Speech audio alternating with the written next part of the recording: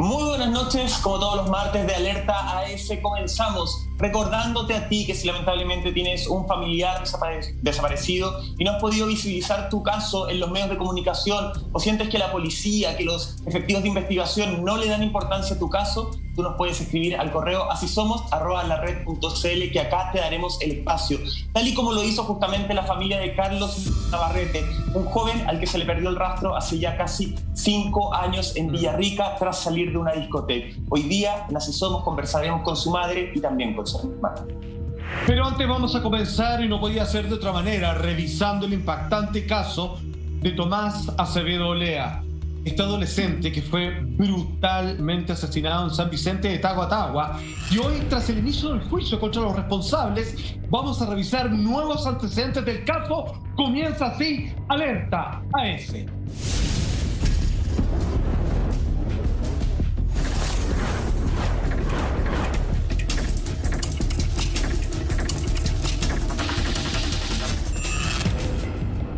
Rápidamente hacemos el contexto de lo que fue el brutal asesinato de este joven de 17 años, Tomás Ignacio Acevedo Olea, que esto fue en julio del año 2019, usted lo recordará. Nosotros fuimos uno de los primeros programas en llevar este caso, acompañando a la familia cuando todavía estaban en búsqueda de él, y que finalmente, cuando encuentran el cuerpo, se dan cuenta que recibió más de 400 puñaladas, y una semana más tarde estaba su expolola y el actual novio de ella como los únicos imputados actualmente.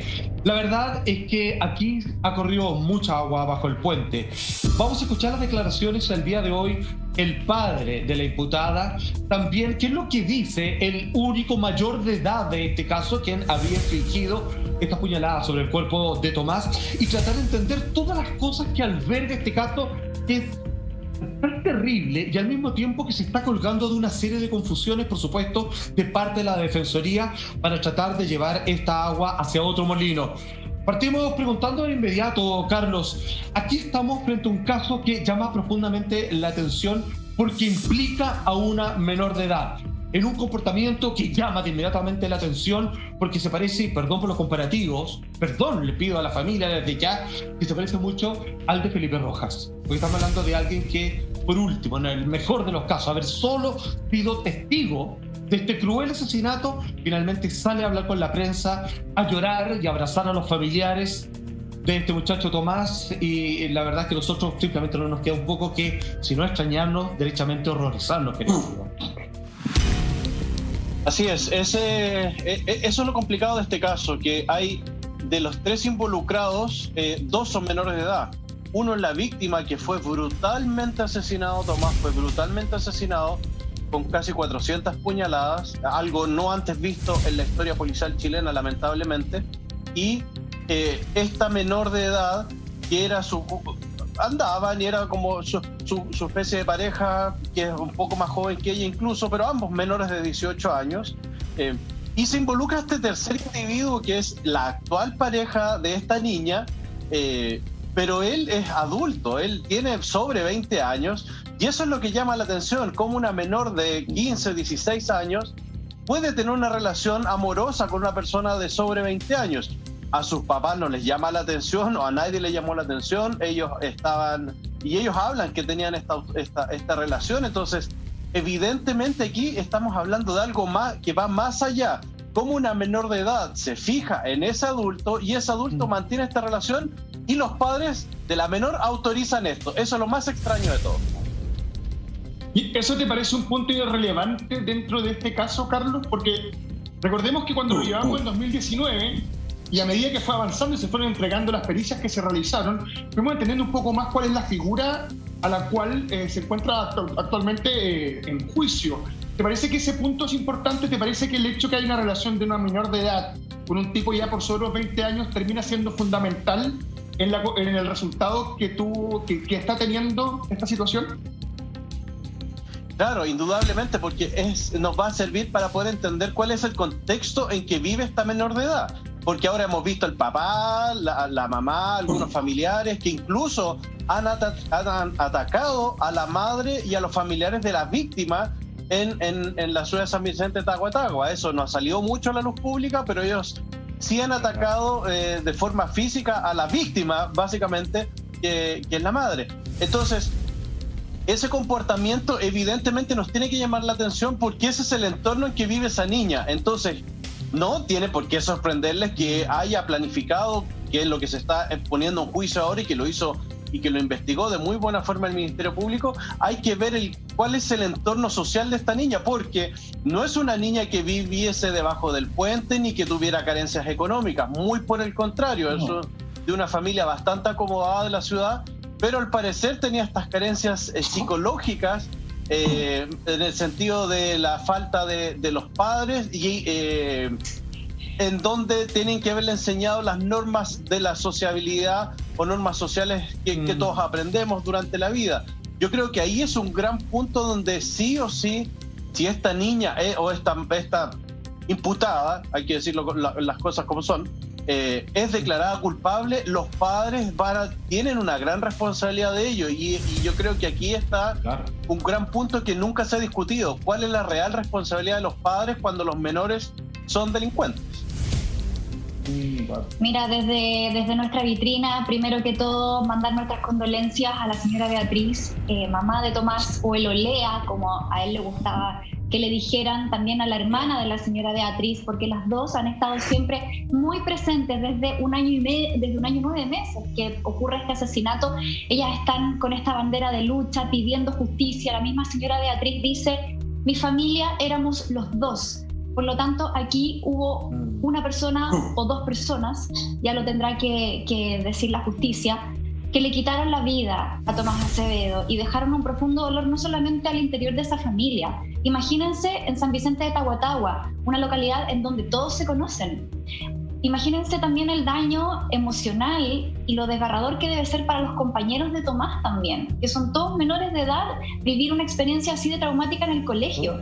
Entonces acá el daño se extiende a una comunidad completa y eso es lo que duele profundamente. Ahora, si hacemos un poquito de historia con respecto a cómo fueron los hechos ese día, recordemos que Tomás, él el día sábado 27 de julio iba a este encuentro de scout, donde ya era recurrente que fuera, luego él quedaba con su mamá para almorzar a las 2 de la tarde y a eso del mediodía recibe estos mensajes de la imputada para juntarse en este lugar. Bueno, finalmente, insistentes mensajes, ya vamos a ahondar en eso, pero quería partir preguntándote, Carlos, porque a mí me llama mucho la atención también que, este par de imputados fueron detenidos a pocos días de encontrar el cuerpo de Tomás. Inmediatamente quedan en prisión preventiva. La chica queda en un centro de reclusión del Sename. Estamos viendo en este momento las imágenes de cómo fue la detención. El sujeto mayor de edad que fue detenido en su casa en Buin no puso resistencia. De hecho, al momento de la detención se dice que él habría confesado el crimen. Pero lo que te quería preguntar, Carlos, es que finalmente la menor de edad queda en prisión preventiva y lleva 1 año y 9 meses en prisión preventiva. Entonces, saber si esto se había visto antes en algún otro caso que involucrara a un menor de edad y también si esto ocurre, uno puede inferir que es porque la fiscalía, ¿cierto? O sea, si el tribunal determina una orden de detención como medida cautelar de prisión preventiva, es porque la fiscalía tenía pruebas contundentes para poder respaldar entonces esta decisión. No sé qué información tienes al respecto y si te llama la atención o si se había visto antes una detención de este tipo y una prisión tan larga para un menor de edad involucrado en un homicidio. Sí, a ver, en primera instancia, o la primera pregunta, evidentemente la Fiscalía tiene, y aquí ha hecho un trabajo silencioso y de excelencia, y ojalá que sea coronado con las condenas que corresponden a ambos imputados, lo que espera todo Chile. Pero en este caso, la Fiscalía sí tenía todos los medios de prueba y es por eso que el Tribunal de Garantía accede a las medidas cautelares que son las más complejas o las más altas, que es la privación de libertad. Y hemos visto nosotros en muchos casos, y de hecho hemos criticado muchos casos donde menores de edad quedan en libertad o con medidas privativas o medidas cautelares que no son las adecuadas muchas veces y vuelven a cometer delitos. En este caso puntual, por la gravedad del delito, la connotación de los hechos y además los medios de prueba que tenía el tribunal, la fiscalía, el tribunal de garantía de inmediato accede a la petición de la fiscalía. A diferencia, por ejemplo, y haciendo un paralelo para que podamos entender todos, porque también fue público, lo que pasó con el tío abuelo de Tomás en el sur, Tomás Bravo, que ahí la fiscalía no tenía los medios de prueba y este señor quedó en libertad de inmediato y después la corte ratifica ello. Acá se trabajó de muy buena forma y existen estos medios de prueba. No olvidemos que esta menor colapsa en el colegio. Perdón, Entonces, Carlos, muy ahí corto. entregas Y este año información. 9 meses, claro, este año 9 meses que estaba en prisión preventiva. En el caso, pongámonos el caso que sale, que es considerada culpable y le entrega una sentencia de 5 años. ¿Se resta la sentencia? Sí, en el caso de ella se resta la sentencia. Entonces, el tema o la sentencia máxima a la que podría acceder son 5 años por el tema de ser menor de edad. A eso obviamente habría que descartarle el año 9 meses. Pero el sistema penal chileno faculta a que el proceso investigativo dure 2 años, inclusive, hasta 2 años, y después de eso era un juicio oral. Es decir, una persona no puede estar privada de libertad o en prisión preventiva más de 2 años sin tener un juicio. Entonces aquí igual estamos dentro de los plazos, sumado a ello obviamente la pandemia. Este juicio debía haber sido en enero en primera instancia, el año pasado en noviembre, pero se fue aplazando por temas de pandemia. Y de hecho tenía que empezar ayer lunes y también la defensa pidió un día extra hasta que por fin comenzó el día de hoy. Vamos a seguir avanzando en la conversación y quiero invitarlos a revisar las palabras del fiscal jefe de San Vicente. Estamos hablando de Claudio Ríobo, luego de la detención justamente de este mayor de edad de Luis Labrín y también de esta menor. Vamos a ver lo que dijo y después seguimos conversando. Los antecedentes de este caso, ¿cierto? La detención de 2 personas. Así es, el día de hoy personal de la PDI ejecutó órdenes de detención emanadas del Tribunal de Garantía respecto a la responsabilidad penal que le corresponde a 2 personas, una joven de 15 años y un adulto de 23, en el delito de homicidio calificado perpetrado el pasado 27 de junio. ¿Ellos fueron detenidos en qué calidad? ¿Son autores materiales, intelectuales? Hasta el momento son autores materiales e intelectuales de la comisión de un homicidio calificado. Sí, efectivamente atendía la multiplicidad de lesiones que presentaba el cadáver. Además, el lugar donde ocurrió el hecho, la premeditación, el estudio acabado del lugar y de la forma de comisión, es que hemos calificado el hecho como un homicidio calificado. Esta justamente cuando le daba la calificación a este tremendo delito. No olvidar que fueron casi 400 puñaladas en menos de 20 minutos las que sufrió este joven scout. Carlos, me quiero quedar con algo que tú estabas comentando, justamente que hablabas de analizar el patrón social de alguna forma de los victimarios, en este caso específicamente la menor de edad. Hoy día en la mañana me puse a ver una entrevista que daba la tía Patricia Olea, la tía de Tomás o de Olea, y que ella contaba un hecho que hasta ahora era desconocido y que de alguna forma ella lo contó como para saber si estaban investigando también a parte de la familia y hasta qué punto en estas investigaciones entra el patrón psicológico de la familia. Te lo cuento muy breve. Ella dice que el día de el cementerio, el entierro de este joven scout, se acerca el hermano de esta joven menor de edad, se acerca el hermano a la mamá de Tomás y le dice: tía, yo tengo algún tipo de poder psíquico, algún tipo de poder vidente, y Tomás quiere que hoy día lo mencionen como Tomás Olea, no como Tomás Acevedo. En ese momento les da como una especie de nervio a la mamá, qué sé yo, y después la tía dice que constantemente, y fueron varios días en que se acerca el hermano de la imputada hoy día a decirle: Tomás está bien, Tomás está en un lugar lindo, Tomás está feliz. De alguna forma uno lo podía tomar como que trataba de decirle, y esta es una interpretación personal, su hijo está bien, no hay necesidad de seguir investigando, no hay necesidad de seguir sacando los trapitos.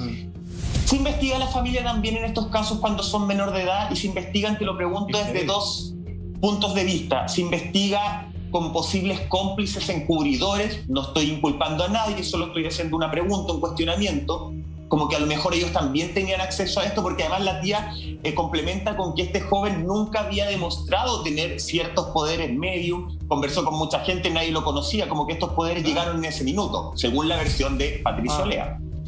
Se investiga desde el área social como posibles encubridores y se investiga desde el área psicológica, psiquiátrica también a la familia. Y valga la tercera pregunta, ¿se le hicieron pericias psicológicas hasta menor de edad, Carlos?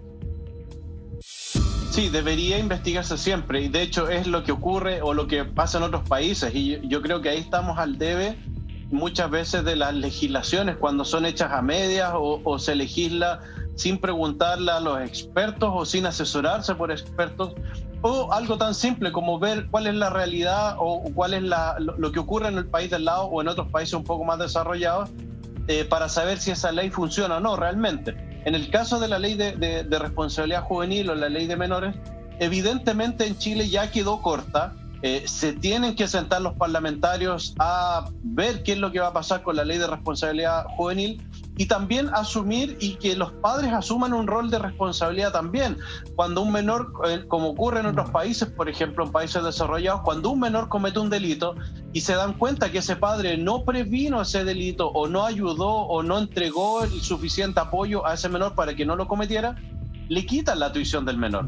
Y la tuición seguramente de los otros hijos también, para que el Estado, obviamente con un buen sistema, se haga cargo de los otros menores, porque el padre no es capaz, el padre me refiero al padre y la madre, o los tutores legales, que no son capaces de hacerse cargo de ese menor. Entonces aquí es el que estamos al debe. Entonces eso es lo que tenemos que ver, qué es lo que pasó realmente. Estaba viendo también en la mañana matinales que hablaban... ¿Pero se investigó a la familia o no? No, tengo entendido que no. ¿Se investiga a la familia acá, no? Ya. No. Es muy raro que se investigue a la familia, salvo que se sepa que esté involucrada o haya una línea investigativa más clara para investigar en este caso. De hecho, había matinales en la mañana que confirmaban que en la primera audiencia de control de detención ninguno de los padres de esta menor estaba presente. A lo mejor por el que dirán, vuelvo a insistir, es una familia bastante acomodada de San Vicente de Tagua, y ustedes saben que las apariencias muchas veces son más importantes que estar apoyando a una hija cuando comete un delito. Exactamente. Sí. Estás viendo Alerta AS. Estás viendo el brutal asesinato que estamos indagando para llegar a la verdad sobre esta situación absolutamente insólita y brutal. A ver, entendamos para continuar en el contexto. Nosotros sabemos que la única imputada va con su madre a hacer esta confesión a las policías y dice que finalmente ella solo fue testigo del homicidio. Por su parte, ¿cierto? El detenido, que ha colaborado bastante, dice que ambos se pusieron de acuerdo para llevar a cabo este horroroso crimen. Y aquí es la pregunta del millón. ¿Por qué deciden matar a Tomás? Supuestamente, lo que la menor acusa a la persona fallecida es que él, tiempo atrás, cuando eran pololos, él había cometido un acto de abuso sexual contra ella. No hacen ninguna denuncia. Le cuenta una amiga, le cuenta a su actual novio mayor de edad y él, en vez de seguir los protocolos de la ley, deciden ponerse de acuerdo y cometer esta venganza que incluía al comienzo solo intimidarlo, luego claramente cuando llevan cambios de ropa, cuando se ven saliendo del lugar del crimen de la mano como si no hubiera pasado nada, después de haberle propinado 400 puñaladas de parte de él al parecer. Esto claramente concuerda de que esto es con alevosía, se pusieron de acuerdo. Los chats que ya después veremos hablan de que ella le insiste, pero ya, pues juntémonos, sálete antes de Scout. Y le decía, pero que no puedo, puta, ya cagué, ya voy nomás. Entonces, aquí, por mucho que se quiera decir de que ella solo fue testigo, llevando otra ropa, quemando las pertenencias para no dejar evidencia, quitándole el celular a Tomás, además, saliendo caminando como ya lo mostraremos por las cámaras, tenemos registro de eso, señor director. Aquí yo creo que esto es más que ser simplemente testigo. Estamos viendo cómo Tomás va al lugar del encuentro, un sitio prácticamente eriazo. Estas cámaras de seguridad registran. Finalmente vemos cómo él se encuentra con su exnovia, con la única chica menor de edad imputada en este caso. Y posteriormente veremos cómo la pareja, que dice ella, él fue, ahí se cumplió el asesinato, ahí se está acostando con la novia y que él solamente fue testigo. La verdad es que aquí hay una serie de asuntos donde ella finalmente la hacen partícipe, encubridora. O sea, a ver, ella estuvo ahí en el asesinato, digamos que no le puso un dedo encima a Tomás, pero después va al funeral, pide perdón, pide hablar con la prensa. Eso es encubrimiento, por lo bajo es encubrimiento, si bien nos quedamos con la idea de que ella dice que no participó. Amigo mío, yo solamente puedo decir lo siguiente, y aquí yo no soy experto en la materia, pero habló una psicóloga en la mañana de un matinal y dijo: no hace falta ser psicólogo para entender de que con todos los hechos de la causa, aquí estamos hablando con una persona, hablando de ambos, que por lo menos tienen un trastorno de la personalidad grave. Yo no sé de tu experiencia cuál es tu opinión al respecto, Carlos. Sí, yo concuerdo plenamente con la declaración de esta psicóloga, también la pude ver, y es evidente. A ver, Tomás estuvo desaparecido, no es que lo hayan encontrado de inmediato, él estuvo desaparecido, la madre empezó a buscarlo, los compañeros de él de Scout también hicieron patrullas de búsqueda y lo encontraron al día siguiente. Entonces, si ella hubiese sido una solo testigo, de inmediato hubiera hablado de este homicidio y hubiera llamado a la policía, porque todo el mundo sabía que Tomás estaba desaparecido. Y ella tampoco colabora en ese sentido con la justicia en ningún caso. Después inventa todo esto, después va se viste de Scout, siendo que ella ya no pertenecía a esta agrupación, hace guardia de honor por tiempos más prolongados de los normales o lo que hacían sus compañeros, nunca se separó de ellos, abraza a su madre, lo mismo que hacía Felipe Rojas, y después habla incluso con medios de comunicación y ella da su percepción utilizando un vocabulario muy diferente o poco normal para un adolescente de esa edad. Entonces, todos esos antecedentes sumados a los mensajes de texto, la planeación, tener una pareja adulta con bastante más diferencia de edad que ella, esta disfuncionalidad seguramente que tiene en su casa por diferentes motivos internos que puede tener en su ambiente, entregan esto lamentablemente, y después sabemos que ella colapsa en el colegio y ahí confiesa y habla. Entonces acá lo que va a ser importante de ver, porque van a ser dos versiones y una versión está tomando mucho más fuerza que las del imputado por sobre la de ella, porque la de ella al parecer está hecho sobre un castillo de naipes, de acuerdo a lo que los mismos abogados defensores hablan. El abogado defensor del imputado reconoce el hecho en la audiencia, en el inicio, en los alegatos de apertura.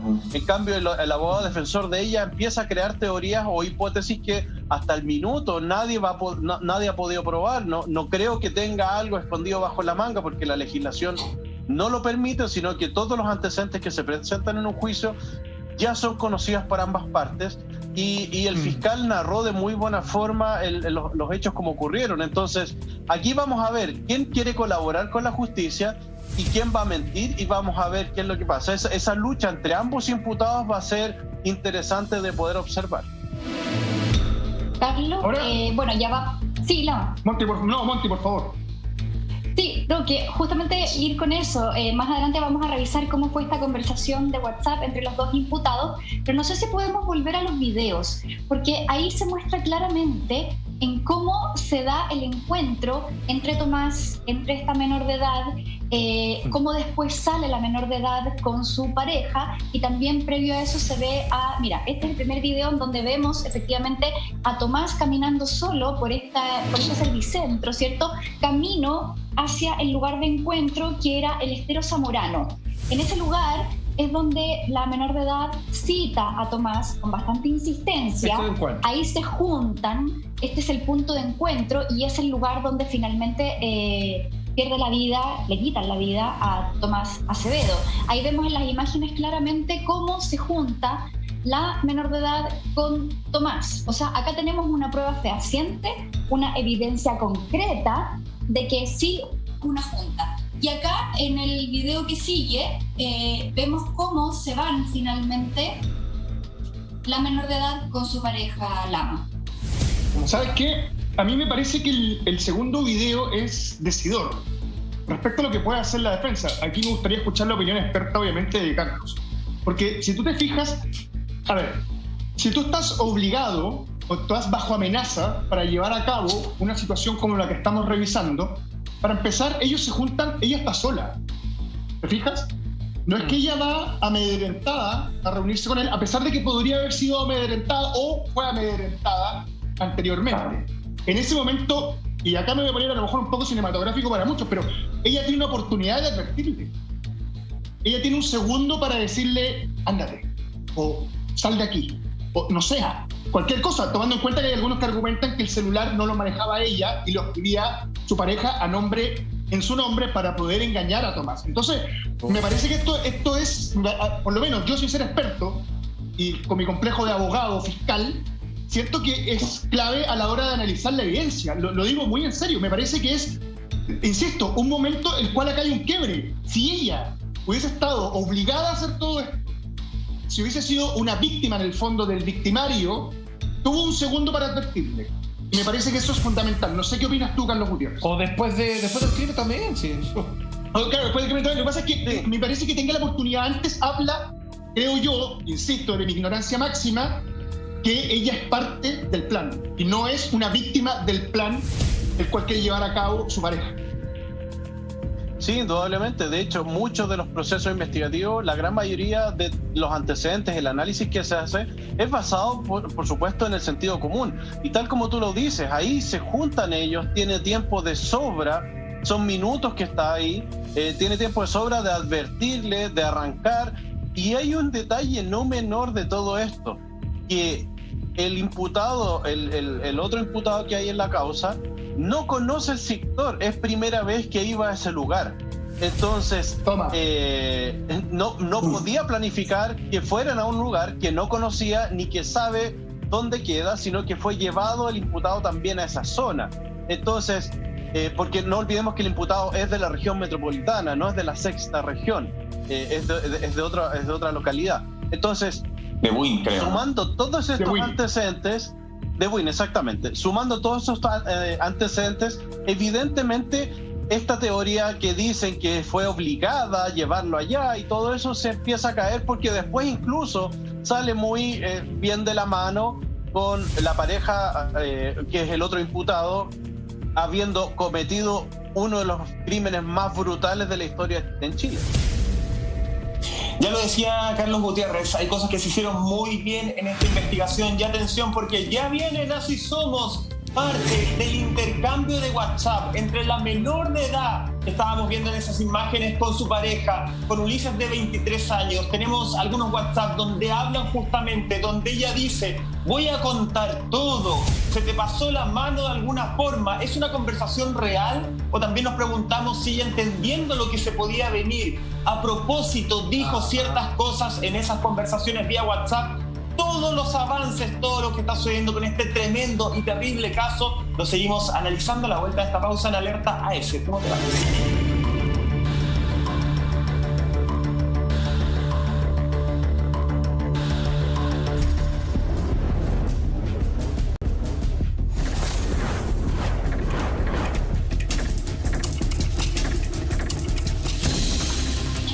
Regreso en Así Somos con el caso del joven Tomás Acevedo Olea. Tomás Olea, le vamos a decir en homenaje a lo que él también quería en su vida. Antes de irnos a la pausa hablábamos justamente de estos WhatsApp, de este intercambio de comunicación entre los dos imputados. Pasamos a revisar la gráfica para leer qué es lo que se comentaban entre ellos. El primero dice, este mensaje parte con la imputada hablando, dice, cagué por tu culpa, si yo me voy dentro, tú igual. Tú me obligaste a esto, nunca pensé que lo apuñalarías tanto. Y él, Abril, le responde, amor, no me digas eso, mejor llámame a este número. Vamos con otra gráfica. La imputada dice, de verdad, si hoy me pillan diré todo y tú vas a ser quien se irá preso, por celos y todo. La Abril le responde, te violentó sexualmente. La imputada responde, tampoco es que le hicieras tanto daño al cuerpo. Tú me amenazaste, Ulises, ten en cuenta eso. Estos son justamente los mensajes entre los imputados en la investigación por asesinato de Tomás Olea.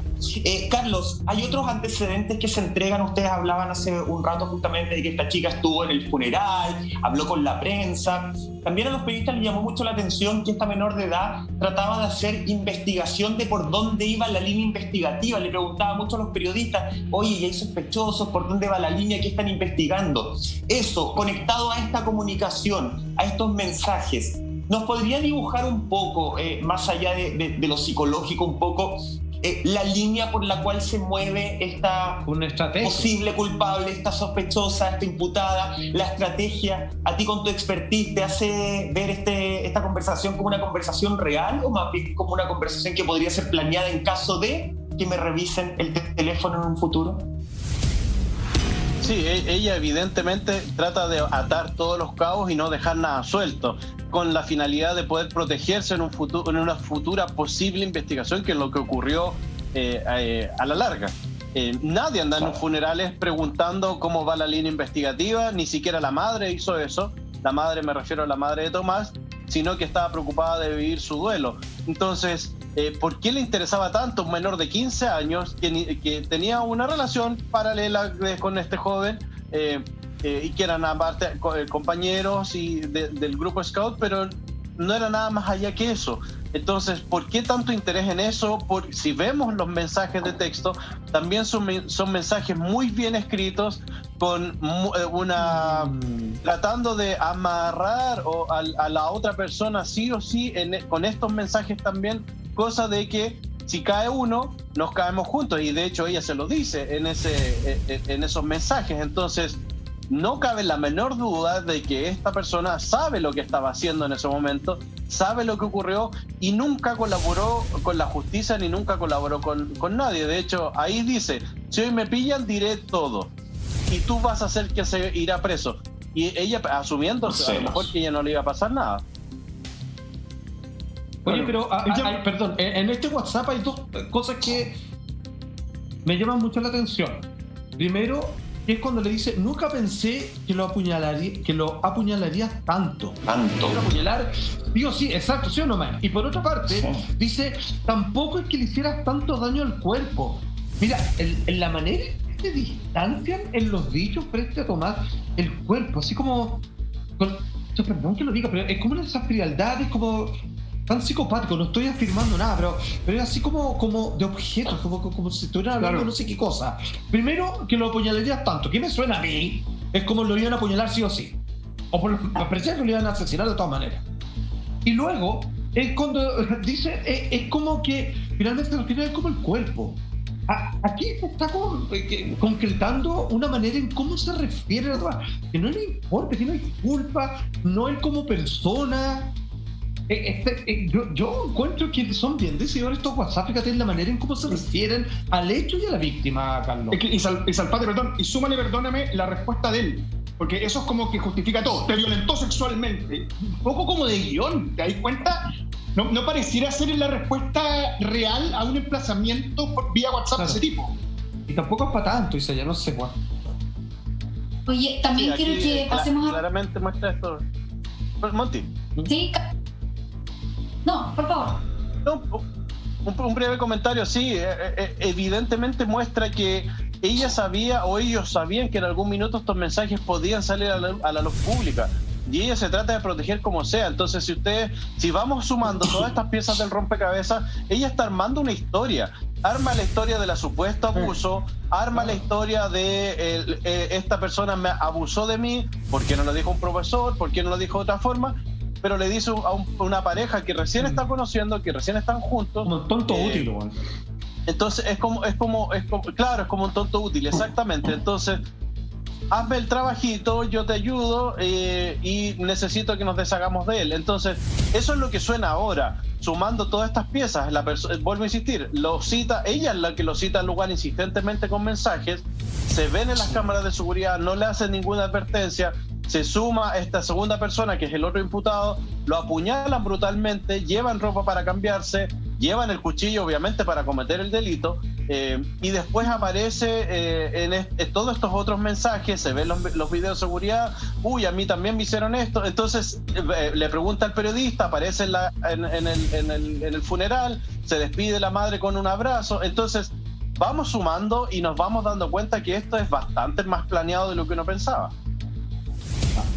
Claro, y después de muchos meses, finalmente el padre de la menor imputada rompe el silencio y decide conversar con los medios para contar la versión, los hechos. Y acá tenemos la primera gráfica, dice: yo creo que ella fue manipulada por este señor. El cabro se puso loco o psicópata e hizo lo que hizo. Le quitó teléfono a mi hija y le puso los WhatsApp. Esto lo comenta el padre de Tomás Acevedo. La fuente es de TVN y claramente acá vemos a un padre que... Eso es lo primero que dice, de hecho, Montiel. Son las primeras declaraciones. Esto es de archivo, estas fueron las primeras declaraciones que da el padre de la menor, como ya les comentaba. Ahora, por estos días lo hemos visto súper presente en la prensa. Él está defendiendo con todo a su hija, está defendiendo su inocencia. Obvio, se entiende. Parece un tipo que ya es más reciente y dice: mi hija fue crimen de Scout, insiste en su inocencia. Entonces, a eso iba lo que les estaba comentando recién, que finalmente el padre de la víctima sale por estos días hablando en distintos matinales, incluso hoy en uno en la mañana, en vivo y en directo, empezaron a tirarle piedras mientras daba la entrevista al aire. Entonces, al final vemos acá, Carlos, que el padre entrega un montón de antecedentes y sigue insistiendo en que a su hija le manipularon el celular, y hoy día un poco los antecedentes que se presentan en el juicio oral, cuando se abre en la mañana, cuando cada uno de los intervinientes presenta en el fondo sus declaraciones, dicen justamente los abogados de ella que no tendrían cómo probar finalmente o cómo vincular a esta chica con los crímenes. Carlos, yo no sé qué opinas tú al respecto de eso, si todavía faltarán pruebas o con las pruebas que hay ya es suficiente. Sí, a mí me llama la atención todas las declaraciones que da el papá en esa época y después hacer unas declaraciones ahora que empieza el juicio. ¿Por qué no la defiende entre medio? ¿O qué medios de prueba hay que debe presentar la defensa? Porque todo lo que él dice debe ser probado en un juicio. Y a mí lo que más me llama y me llama profundamente la atención es qué ocurrirá si esta menor de edad queda y es condenada. ¿Dónde está yo entiendo la posición del padre, lo entiendo como padre, me imagino también como madre de su familia, tiene que defender a su hijita, y la entiendo perfectamente. Pero su hijita, si es condenada, va a ser condenada por homicidio, y uno de los homicidios más brutales que conozca la historia de Chile. Entonces su hijita ya no es tan blanca, y ahí empieza el tema, y aquí no hay nada de género, no hay ninguna cosa, sino que pasa a ser una delincuente más, una homicida más del país. Y lo que a mí me falta en esta parte del padre o de la familia es la responsabilidad de padre, de cuál es su auto condena de eso, porque los padres son los responsables de los niños. ¿Cuál es la autocrítica que hay detrás de esto? Porque los padres, cuando un menor comete vamos a seguir escondiendo la basura bajo la alfombra, como ha pasado durante muchos años, y ya sabemos lo que pasa socialmente con eso, o de una vez por todas es mejor ponerse rojo una vez y decir la verdad, y después vamos viendo cómo podemos ir avanzando. Entonces eso es lo que me falta en esta declaración del padre, que lo he visto muchas veces en otros casos, no solo en Chile, sino que en diversas partes del mundo, donde los padres saben que su hijo cometió un error o un delito y tiene que pagar por eso, si esto no es gratis. La persona está ahí, no está de vacaciones en el Cerame, ella es imputada por haber cometido un homicidio horrendo. Entonces no nos salgamos de ese parámetro tampoco. Y eso no es que se le ocurrió a la familia de la víctima ni se le ocurrió al fiscal, sino que está avalado por un juez de garantía y ahora está enfrentando un juicio. Entonces, ojo con eso. Vuelvo a insistir, vamos a esperar y tenemos que esperar hasta que este juicio finalice para saber si es culpable o no. Todos son inocentes hasta que se pruebe lo contrario, pero me falta la autocrítica del padre. Es tremendo lo que tú decís, Carlos, porque ocurre en este caso y ocurre en muchísimos casos en Chile y en el mundo, en que efectivamente la emocionalidad del padre y cómo juzgar, cómo criticar que un padre quiera defender justamente a su hijo y que crea que su hijo es la mejor persona del mundo. El papá justamente de esta menor de edad, esta imputada, conversó con el matinal Mucho Gusto, ahora, hace muy poquito, hace pocos días, y esto fue lo que dijo, sigue abogando por su defensa. Dice, 1 mes y medio antes se lo contó a un amigo que Tomás había abusado de ella. Se lo puedo mostrar a la cámara y a todo el mundo. Pueden hacer peritajes a mi teléfono, lo que quieran. Eso lo vio Ulises. Y continúa. Dice, ¿por qué no contó, dicen, que se le había violado a este cabro, este niño que en paz descansa? ¿Por qué nadie cuenta? Le iban a apuntar con el dedo. Entonces él actuó y actuó en mala forma. Cuando habla de que él actuó en mala forma se refiere a Ulises. Quiero hacerte una pregunta, pero antes hacer una pequeña reflexión y quiero salirme muy rápidamente del caso de esta menor y el caso de Tomás, este chico scout, que nada justifica en la vida morir con casi 400 puñaladas en menos de 20 minutos. Solo una crítica a los colegas, a los medios de comunicación. Me parece que estamos dando por sentado, y esto lo digo en general, que en un pololeo no puede existir el abuso y no puede existir la violación. En el pololeo la tasa de violación es altísima y justamente las personas no denuncian por miedo a que no le crean, porque ¿cómo te va a violar tu pololo?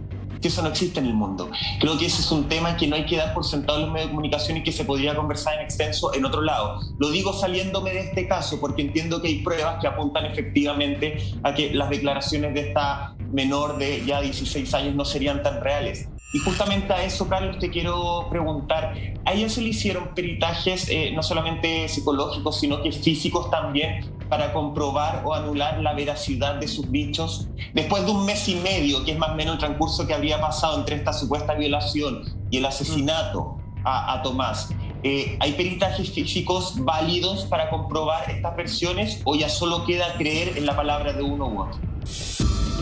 Sí, mira, saliéndonos nuevamente del caso y analizando un tema de una supuesta violación derechamente, sí, se puede analizar y sí se puede hacer en los exámenes corporales y sí deberían mostrar, especialmente si es una menor de edad y que a lo mejor no ha tenido ningún tipo de relación sexual antes. Entonces, eso va a quedar ahí y va a quedar las lesiones también. Entonces, evidentemente, si esto fuese verdad, y nos volvemos al caso, si esta denuncia que hace el padre fuese verdad, y yo asumo que el Ministerio Público tiene que haber solicitado estas pericias y asumo que si ella es la víctima, claro, los exámenes, y asumo que si el Ministerio Público lo solicita, asumo que la supuesta víctima también hubiese accedido a ella porque va en beneficio de ella. Y quedaría, o se podría probar esta posible hipótesis.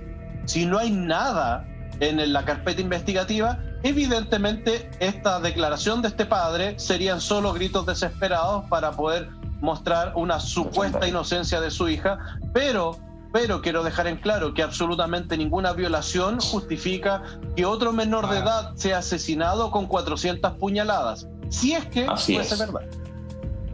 Ahora, atención, porque el padre sigue dando declaraciones y, insisto, lo que decía Michael, nosotros lo entendemos en su rol de padre, no puede ser o actuar de otra manera y él no comete ningún delito al hacerlo hasta el final de defender a su hija. Pero él dice dos cosas más, atención, y esto ya es para la prensa, esto ya para desde el púlpito al público. Dice lo siguiente: ella, por su hija, será condenada por haber sido violada.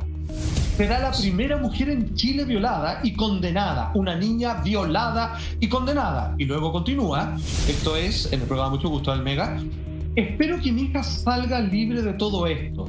Mi hija no ha hecho nada hoy. Lo único malo para ella es que mi hija es bonita, es muy linda y baila.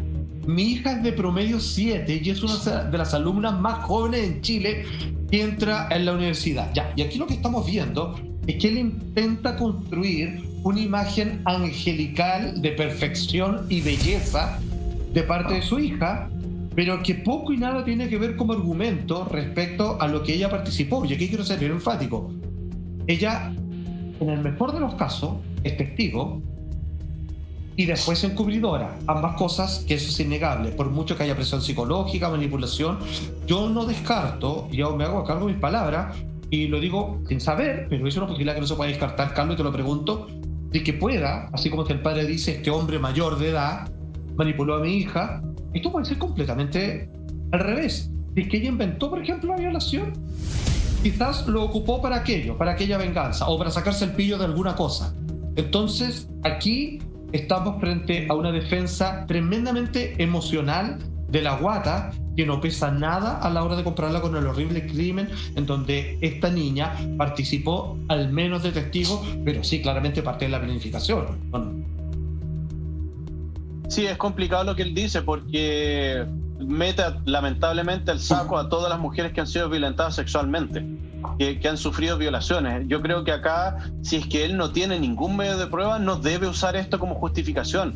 Vuelvo a insistir, si es que él no tiene nada, no puede victimizarse él o tratar de hacer víctima a su hija con algo que puede que no tenga. Entonces es súper delicado lo que está haciendo. Yo creo que está cometiendo un error gravísimo desde el punto de vista comunicacional.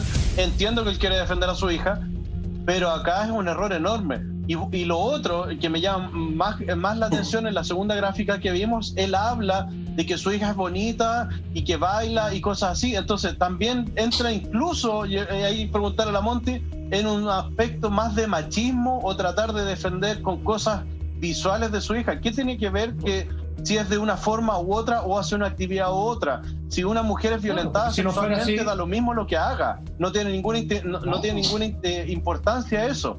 No tiene ninguna importancia que la niña vaya o no vaya a la universidad. Si una niña o una mujer fue violentada sexualmente, tiene que probarse y tiene que llegar la justicia para ella. Pero si él está usando esta herramienta de forma burda y de forma ya bastante baja, siendo como la última opción, es gravísimo y lamentable, porque nos estamos enfrentando a una persona que no entiende lo que está pasando, que no entiende lo que es realmente tener un abuso sexual o una violación de una mujer o de un hombre, y que está usando algo incluso hasta machista, yo lo vería, porque y narcisista. Vuelvo a insistir, tiene medios de prueba. Si tiene medios de prueba, que lo pruebe y que lo diga, pero si no es así, está haciendo un grave daño.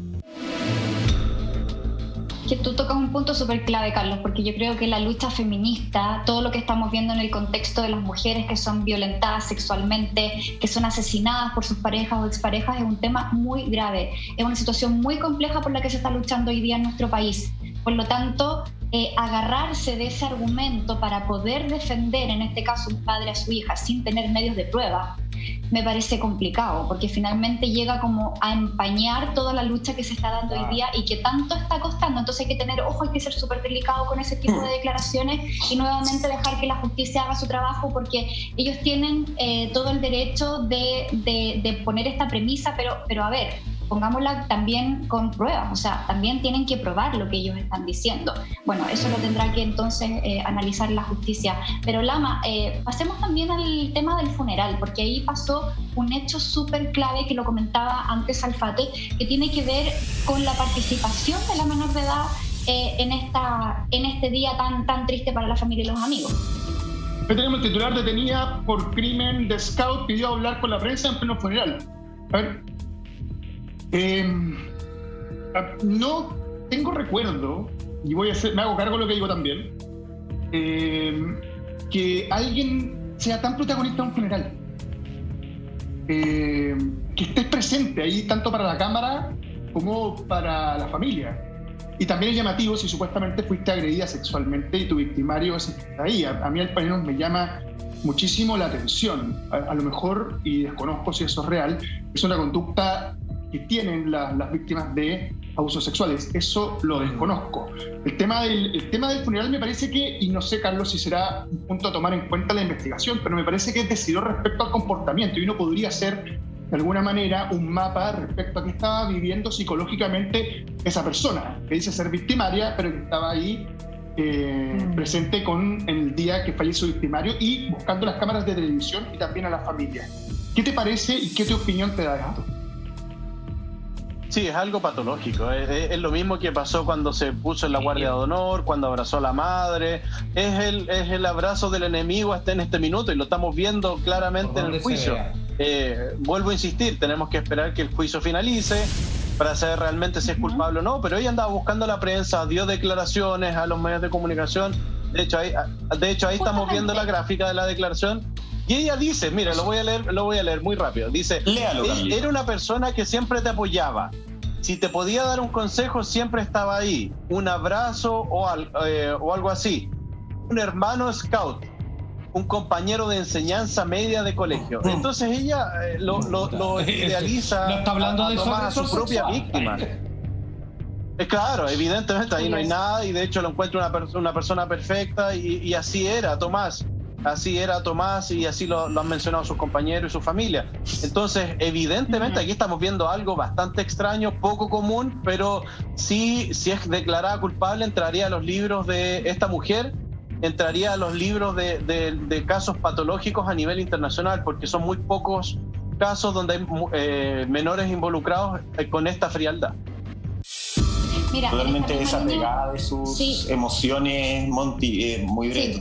totalmente desapegada de sus emociones, y eso no lo digo yo, lo dice justamente distintos psicólogos. Hay que ver y esperar que la justicia sí cumpla su rol en este caso y saber quiénes son los autores intelectuales, el autor efectivo, quiénes son los testigos, encubridores, absolutamente todo eso. Chiquillos, vamos a dejar por tiempo, vamos a dejar justamente este caso hasta acá, vamos a seguir ahí muy atentos para encontrar justicia para Tomás Olea, como él quería que le dijeran en vida. Hoy día le rendimos tributo llamándolo de esa forma. Vamos a pasar a nuestra sección Desaparecidos. Estás viendo en Así Somos Alerta AS. Queremos ser un puente, una conexión para entender justamente muchos casos, pero también para visibilizar muchos casos. En pantalla ustedes están viendo a la señora María Figueroa. La señora María Figueroa se comunicó con nuestro correo asisomos@lared.cl porque justamente ella tiene un hijo, Carlos Navarrete, quien hace ya casi 5 años desapareció. Estoy hablando específicamente del 31 de julio del año 2016. A Carlos lo estamos viendo en pantalla.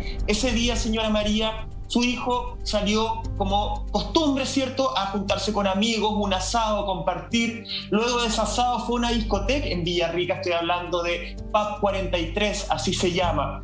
Entró, compartió, y a eso de las 4:40 de la madrugada se ve que salió por una cámara de seguridad.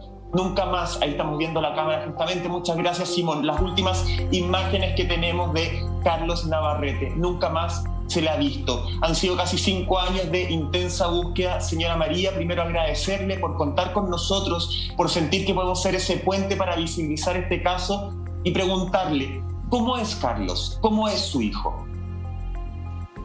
Mi hijo era un niño muy tranquilo, él era un trabajador, trabajaba para afuera y estudiaba en la casa, era un casero que tenía, y ese día lo invitaron a un asado y yo tenía un presentimiento, le dije que no fuera, pero él dijo que él cuando él daba su palabra, él cumplía.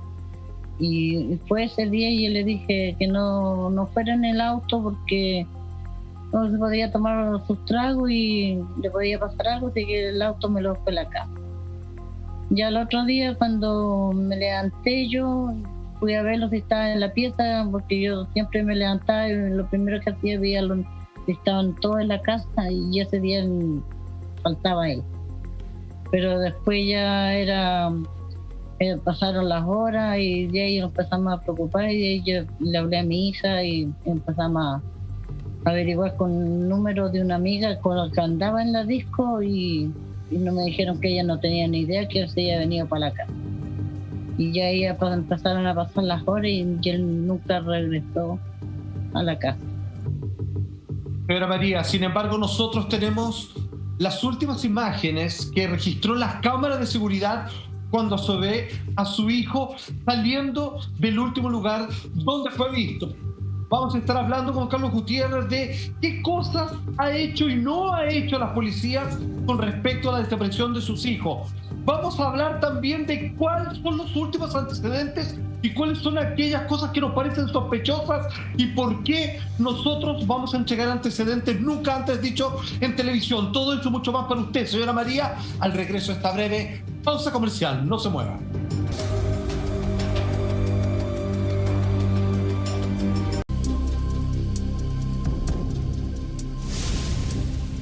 Estamos de regreso en este Alerta AS, la estás viendo en pantalla. Estamos con la señora María Figueroa, ella es madre justamente de Carlos Navarrete, desaparecido el pasado 31 de julio del 2016, del cual hasta hoy día no se tiene ningún tipo de pistas. Estábamos hablando justamente de las cámaras de seguridad, las presentaba Juan Andrés Alfate, que son las últimas imágenes a eso de las 4:40 de la madrugada cuando Carlos sale de esta discoteca Pub 43 en Villarrica. Señora María, usted decía, ese día yo tenía un presentimiento, le dije no vayas al asado.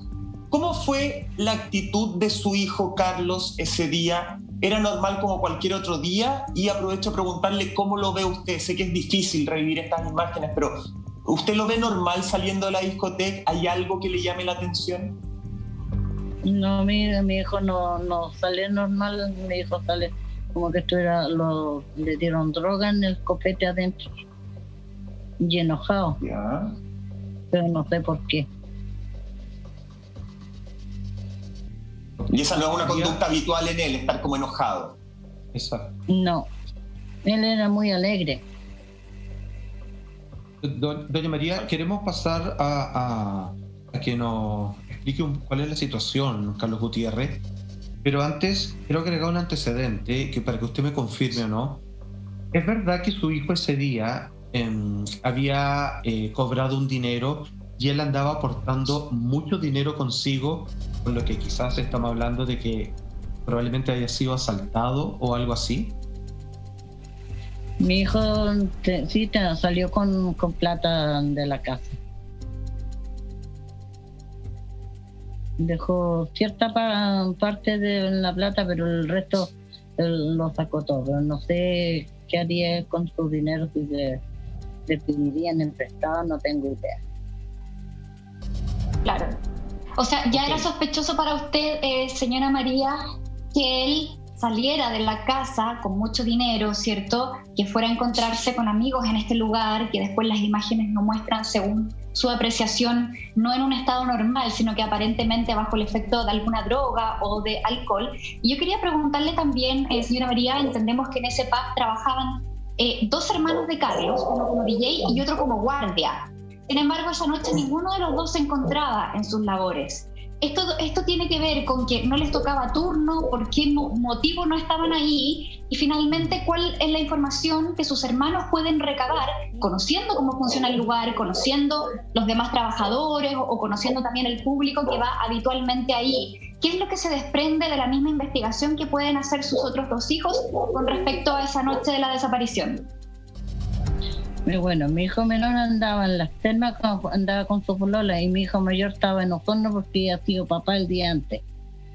Y por ese motivo no pudieron estar, no estuvieron ellos ahí. Pero Carlos era conocido además en el espacio de la discoteca, ¿no? Entonces, tenía como círculo, tenía amigos, era el hermano de trabajadores. Yo imagino que las personas que trabajaban ahí algo le pueden haber contado, ¿no? De esa noche, señora María. Me decían que habían amigos que estaban trabajando ahí de mi hijo. Me dijeron que lo habían visto muy alegre, pero más no sé por qué.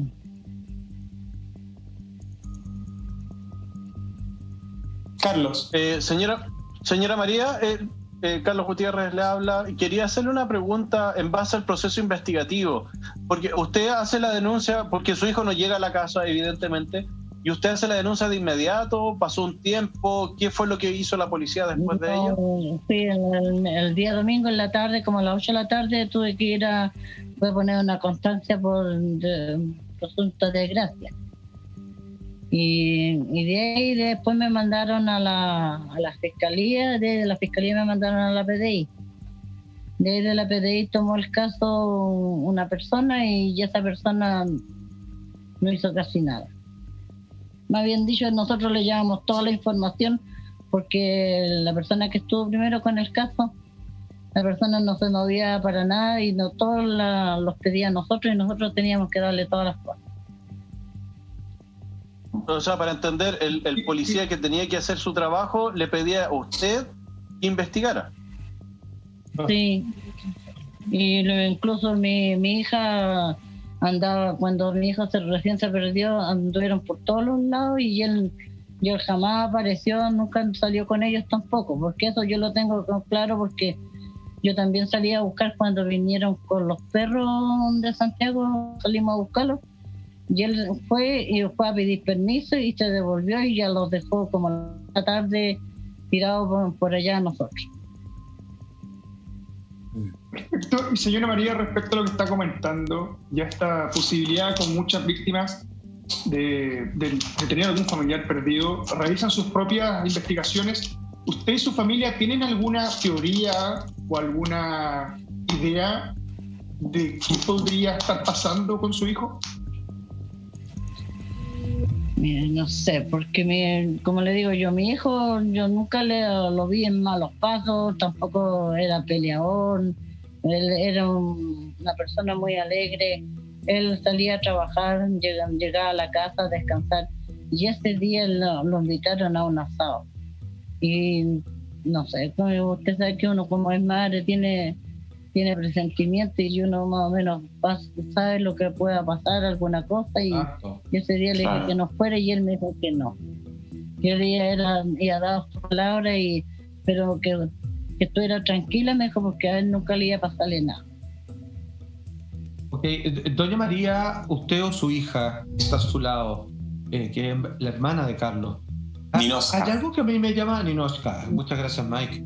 Hay algo que a mí me llama profundamente la atención, que es lo que se ve en el video. Cuando Carlos sale, que usted me da un antecedente que es importante, que usted cree que o lo drogaron, salió enojado, cosa que no era parte de ahí está Ninoska, muchas gracias, que no es parte de la personalidad de su hijo.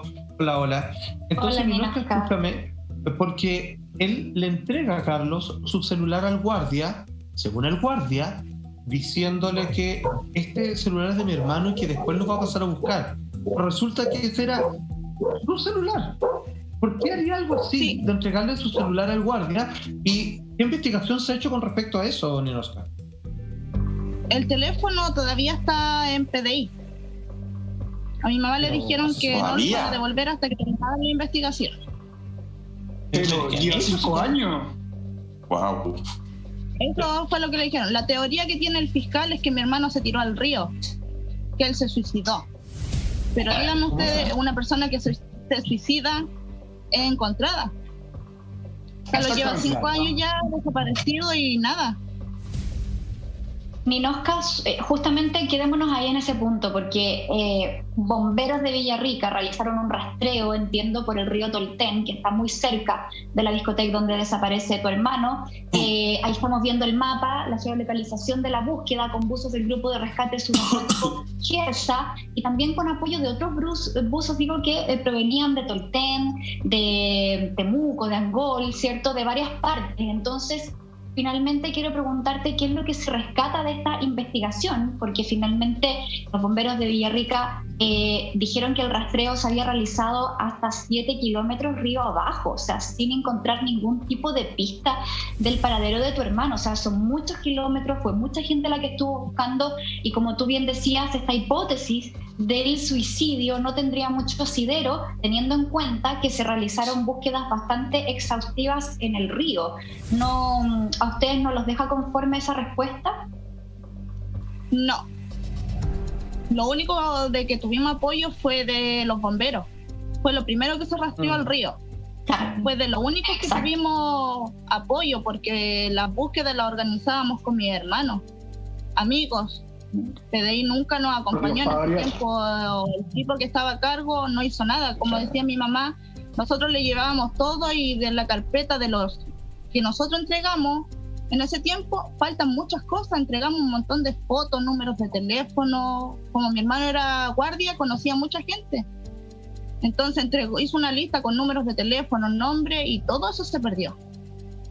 Oye, ¿tú crees que están ocultando el teléfono? O sea, perdón. Van a cumplir 5 años. Son 5 años el teléfono, pero te tenido que llegar a una conclusión, y ahí está todo, porque se lo entregó. ¿Y cómo el fiscal llega tan rápidamente a decir que se suicidó? Estamos viendo apoyos ahí de una velatón justamente que organizaron amigos, familiares de Carlos Navarrete, justamente para tenerlo presente, para que siga teniendo un camino esta investigación, no se quede en el olvido. Y Ninoska, te quiero preguntar, porque a mí me llama la atención que en los últimos casos de desaparecidos que hemos visto en nuestro programa, todos salen de un grupo de amigos.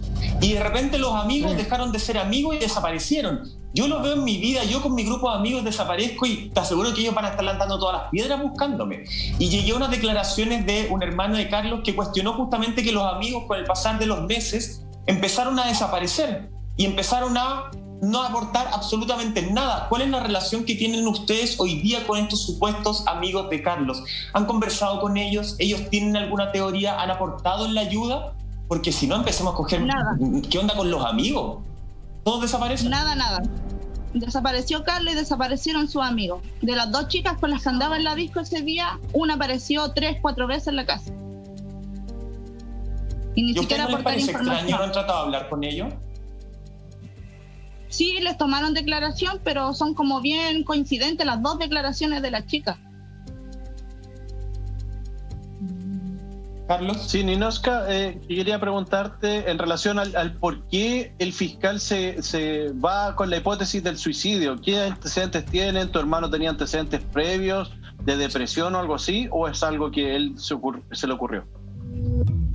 No tenía antecedentes previos de depresión, nada.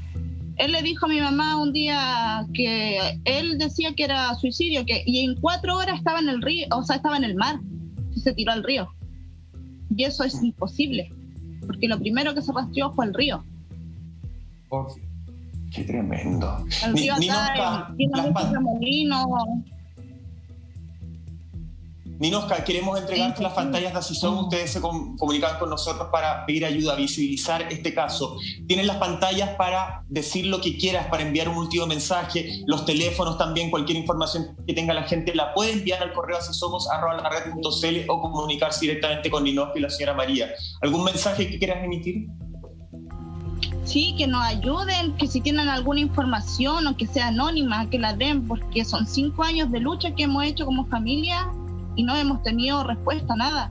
De hecho, ahora hace poquito mi mamá se enteró que el jefe de PDI va a ser cambiado.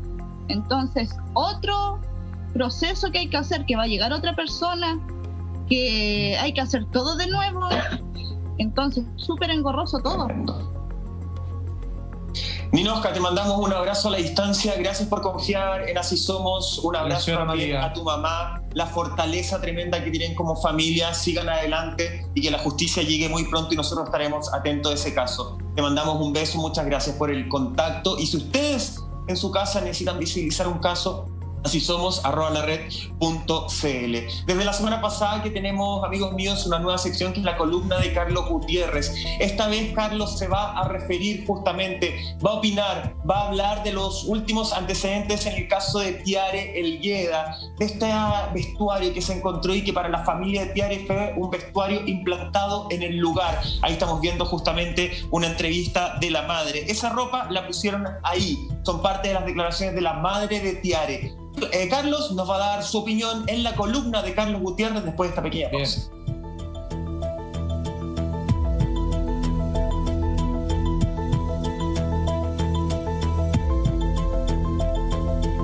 Tremendo dato. Y ahora sí volvemos de inmediato contigo, Carlos, porque hace un par de días supimos de un nuevo hallazgo de evidencias que corresponderían a unas ropas encontradas al interior de una bolsa de la chica desaparecida Tiare Elgueda. Recordemos que desaparece en noviembre del año pasado. Queremos conocer tu opinión con respecto a este caso y estos nuevos antecedentes. Bueno, tal como tú lo dices, Monty, Tiare Elgueda es una joven de 17 años como cualquier otra joven que vive en la ciudad de Copiapó. Y el día 2 de noviembre del año pasado, es decir, casi 6 meses atrás, sale desde su casa en dirección hasta Caldera. Es otra localidad de la tercera región de nuestro país, donde ella también vivía. Y le dice a su madre que va a Caldera y va a regresar mañana. La madre le pide que espere el día siguiente, pero ella insiste porque de hecho tenía que llevar un televisor que iba a regalar. Como vemos, es una joven bastante que quería ayudar mucho a la sociedad y llevaba este regalo, un televisor, a la gente que menos tenía. Lamentablemente sale de la casa aproximadamente a las 21 horas y nunca más regresa. Hay pistas de, al parecer, un vehículo, un radiotaxi que la iba a pasar a buscar ya que había perdido el bus, pero lamentablemente no hay ninguna búsqueda o que haya dado algún tipo de frutos, excepto hasta este día sábado, donde una persona que iba pasando por una zona de la ruta observa una bolsa y le llama la atención, abre esta bolsa y se encuentra con prendas de vestir. De inmediato llama a la policía y la madre, Evelyn Acuña, de Tiare, reconoce estas prendas de vestir, pantalones, ropa interior y un polerón, que eran las prendas de vestir que ella llevaba como muda para ese viaje hacia Caldera. Evidentemente esa zona sí ya había sido rastreada tanto por las policías como por los familiares. Es decir, la madre también con ello asume que esa evidencia fue plantada en ese lugar. La ropa estaba totalmente limpia, no tenía rastros de arena ni ninguna marca producto del sol, que es una característica propia de esa zona de la región de Atacama. Evidentemente acá las policías tienen que comenzar a actuar, tienen que comenzar a analizar desde dónde proviene esta bolsa, qué tipo de bolsa es, qué tipo de evidencia tienen las prendas de vestir, porque eso va a ser fundamental para poder llegar a esta verdad y poder encontrar a Tiare. La familia Minuto está viviendo una pesadilla porque no sabemos si nos encontramos frente a un asesino o algún autor de algún tipo de delito que quiera estar burlando a la policía. ¿Por qué? Porque está plantando la evidencia. Evidentemente esa evidencia no estaba ahí, esa evidencia fue encontrada después y aquí comienza este gran puzzle policial que esperamos por el bien de la familia de Tiare Helgueda que pueda llegar a un final feliz. Carlos, si es que la evidencia se encuentra en un lugar, ¿es porque hay que buscar en otra parte? ¿Porque fue plantada? Pregunto. Esa evidencia tiene que ser analizada para saber si hay algún tipo de cabello, fluidos orgánicos, ADN, y de hecho hay cosas muy importantes que se pueden sacar de la misma bolsa que fue encontrada. ¿De dónde proviene esa bolsa? ¿Cuál es el material que tiene esa bolsa? ¿Y dónde se vende ese tipo de bolsas? Y a lo mejor ahí está la pista para poder resolver este caso. Tremendo, Carlos. Muchas gracias por toda la información que nos entregaste en este capítulo, por guiarnos además en casos que son tan dolorosos y también tan confusos. Lama, Monty, Salfate, público en sus casas, estamos llegando al final de este Alerta S. Nosotros nos reencontramos mañana a eso de las 12:30 horas de la madrugada. Descansen y cuídense. Nos vemos mañana.